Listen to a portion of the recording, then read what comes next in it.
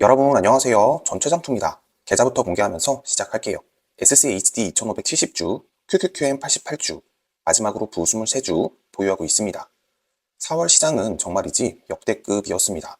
강한 하락과 반등이 교차하며 숨 돌릴 틈 없이 출렁이는 한 달이었습니다. 오늘 영상은 2025년 4월 주식 결산입니다. 구독과 좋아요 잊지 않으셨죠? 그럼 바로 시작해 볼게요. 4월은 유독 뉴스가 많았던 달이었습니다. 시작은 4월 2일 트럼프 대통령의 관세 발언이었죠. 미중 간의 보복 관세, CPI 발표, 금리 인하 기대감, 그리고 기업들의 실적 시즌까지 정말 쉴 틈이 없었습니다. 그 여파로 S&P 500 지수는 4월 2일부터 불과 3거래일 만에 12%가 하락했고 4월 8일에는 트럼프 대통령이 모든 국가에 대한 상호관세 90일 유예를 발표하면서 나스닥 지수는 하루 만에 12% 급등하는 기록적인 반등을 보여주었습니다. 이는 역사상 두 번째로 높은 1일 상승률이었다고 하네요.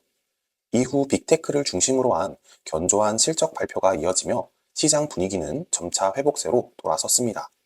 저는 하락장이 한창이던 시점에 SCHD 70주, QQQM 3주 추가 매수했습니다.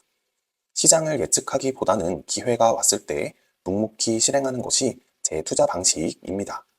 주요 ETF들의 4월 한 달간의 성과를 살펴볼게요. 스파이, QQQ, SCHD, 마지막으로 금 ETF를 가져와 봤고요. 금은 이번 달에도 5.6% 상승하면서 가장 높은 상승률을 보여주었습니다. 스파이와 QQQ는 4월에 큰 하락이 있었는지 무색할 정도로 하락폭을 거의 다 만회한 모습인데요. 반면 눈에 띄게 하락한 SCHD가 보입니다. 한 달 동안 무려 7% 넘게 하락했습니다.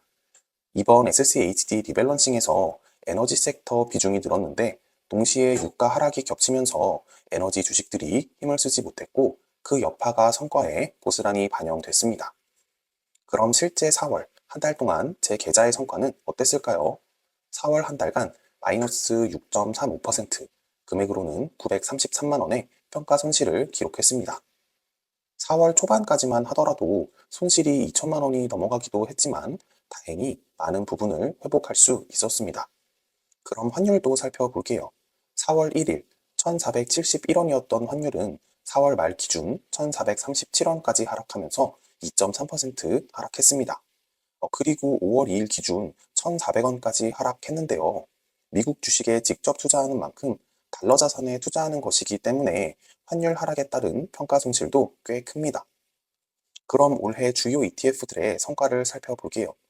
역시나 금이 가장 좋은 성과를 보여주고 있습니다. 무려 24%가 올랐는데 정말 대단하네요. 자산 배분의 중요성을 느끼게 됩니다. 참고로 저는 금과 채권 편입 계획이 있는데요.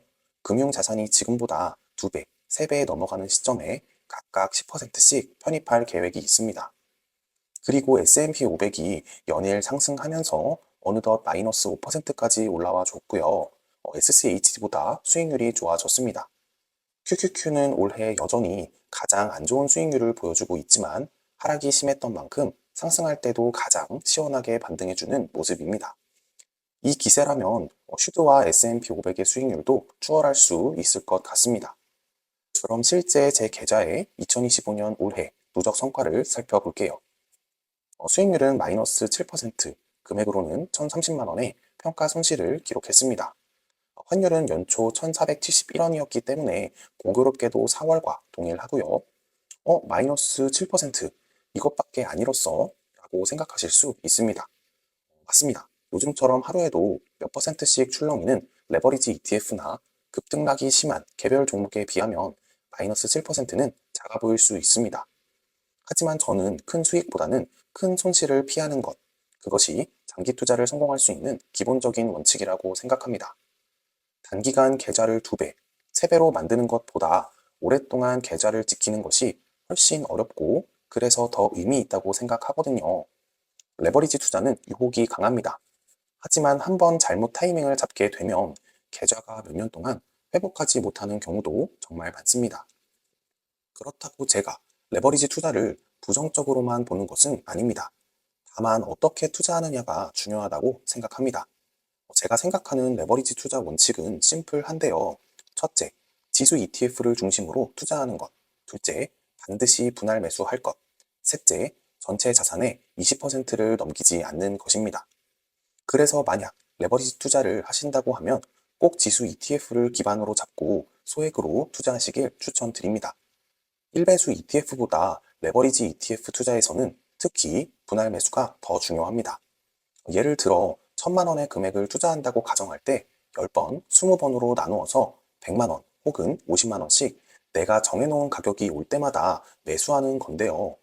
타이밍을 맞추려 하지 마시고 나만의 원칙대로 조금씩 나눠서 매수하시는 것이 계좌를 지키는 길입니다. 무엇보다도 전체 자산에서 레버리지가 차지하는 비중을 20% 이하로 제한하셨으면 좋겠습니다. 저는 레버리지 투자는 전체 자산의 10에서 15% 정도의 비중만으로도 전체 계좌의 수익에 충분한 영향을 줄 수 있다고 생각합니다. 하지만 반대로 레버리지 투자는 손실도 2배, 3배로 커질 수 있다는 사실을 항상 기억하셔야 합니다. 결국 장기 투자는 오래 버티는 사람이 승리하는 게임입니다. 그 과정에서 너무 많은 리스크를 짊어지는 건 결승선을 보기도 전에 탈락하게 되는 불상사가 생길 수 있습니다. 나만의 기준과 속도로 단단하게 투자를 이어가시길 바랍니다. 시장의 출렁임 속에도 스스로의 투자 철학을 지켜내신 여러분 정말 대단하다고 말씀드리고 싶습니다. 주식시장은 매달 새로운 시험지를 내밀며 우리를 흔들고 때로는 낙담하게도 만들지만 결국 가장 큰 수익을 안겨주는 건 타이밍이 아닌 꾸준함이라고 생각합니다. 오르는 날은 기뻐하고 떨어지는 날은 더 단단해지고 그렇게 우리는 한 걸음씩 경제적 자유에 가까워지고 있다고 믿습니다. 휘청거리는 순간에도 포기하지 않고 스스로의 속도대로 걸어가려는 여러분의 그 마음 제가 가장 잘 알고 있습니다. 저 역시 그렇게 나아가고 있습니다. 그리고 앞으로도 여러분과 함께 하기를 희망합니다. 조급해하지 마세요. 우리는 끝까지 함께 갈 겁니다. 구독자님들의 4월 성과는 어떠셨나요? 댓글로 공유해 주세요.